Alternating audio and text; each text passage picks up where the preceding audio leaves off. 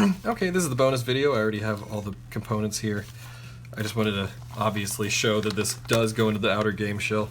So sure, I made 5 parts for the inner components, but now we're going to work on the outer ones. So we're going to first connect the main board to the screen. The main board, you can see here, has mentionality of the keyboard, the LCD screen, the micro SD, battery, and the speaker. So we're going to plug all those things in accordingly. Now, do they want it? Let me check this here. There's little indentions. Okay, so the indentions are on the bottom. And so that means that this turns this way, and this fella plugs into it right on the side there. Seems sketchy. It seems like you should open this one to put this in there. But let's just try it together, shall we? My hands are, I have some super butterfingers today. Aha! And that's what the metal rod is for. It's to help you guide it into the actual slot. So now you can tell that there's plenty of plug in there to hold it together. Alright, so that is that portion. So this is this way. So we'll leave that. I love dropping things. We'll leave that setting there. The next piece is that this will go plug into keyboard slot here. Yeah, to the keyboard hole there. So we just got to use one of these guys. It is the shorter 4-hole cord, because you don't really need a whole lot. Cord, there we go. And this little fella, I feel like they should have told me to do this first. Well, I guess it makes sense for the screen.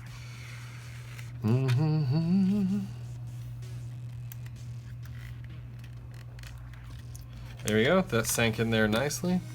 So that's all together. It's going to have a little bit of movement, but that's fine. Now on this side, it shows that we'll be connecting the battery to a port on the other side here.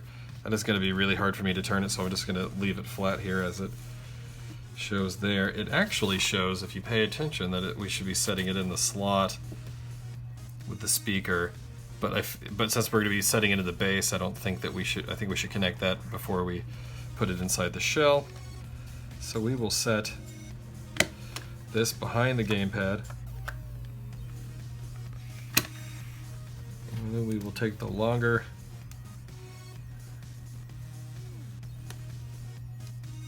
it's harder to tell.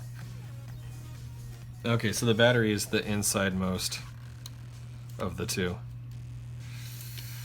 And it so then wants the 2-hole cord that is short to go in there, like so, nice and snug. Same deal here. It's hard to tell if it's up or down. Yeah, there's little grooves, but these things are so damn small in the first place. Maybe I just need glasses. Alright, so that's this fella.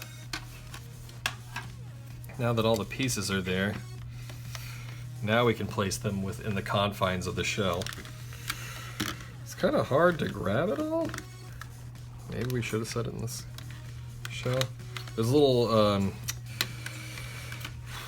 actual cavities for these shells, these little guys to drop into, and then there's actual space between the inside cavity and the outside edge where you can absolutely run these cords along. Here we go. Come on, buddy. These are rounded corners and those are straight corners, so that's another way to help you realize if you're doing it correctly or not. Things that they clearly thought about in the very beginning, or at least planned for at the end, but things that help you. Alright, so that's all pretty much in there. Very snappy, very cool. So how does this cord... Do I do something like this? Well, it sits better anyway. And then this little fella goes in here. And it looks like it should just go straight down. There's like some very specific grooves. Also, Gotta take this cord. See, I knew there was another thing to do. Alright, looks like we have to undo this. See, I love working through this stuff together.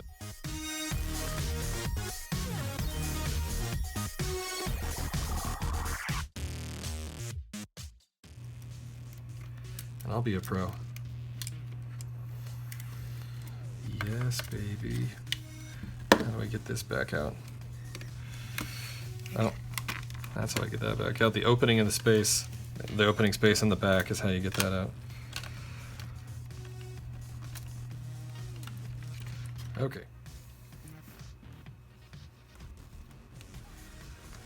Okay, so if you do this right, don't do what I just did, which was have it upside down. It does fit easier, but that's not, if for best sound, you're gonna want the holes on the front so that the sound passes through this. Technically, it can work upside down, and in fact, it seems to work easier.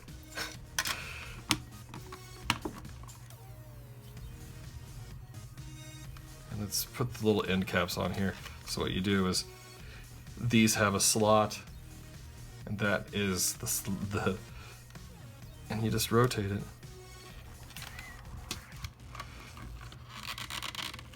All the way. And you do the same on the opposing side. Slot, pill-shaped plastic, and you rotate it all the way. Woo. You don't go too far past it.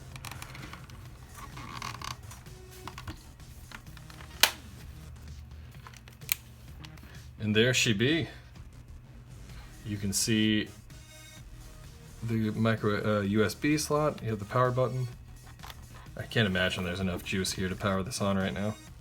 Oh my lordy. Oh my god, you wouldn't even believe how nice this screen looks. Except for the fact they got like a little schmeckle of dust there. So is it going to do anything?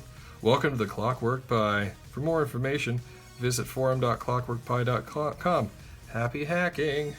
Yeah, this just doesn't even do it justice at all.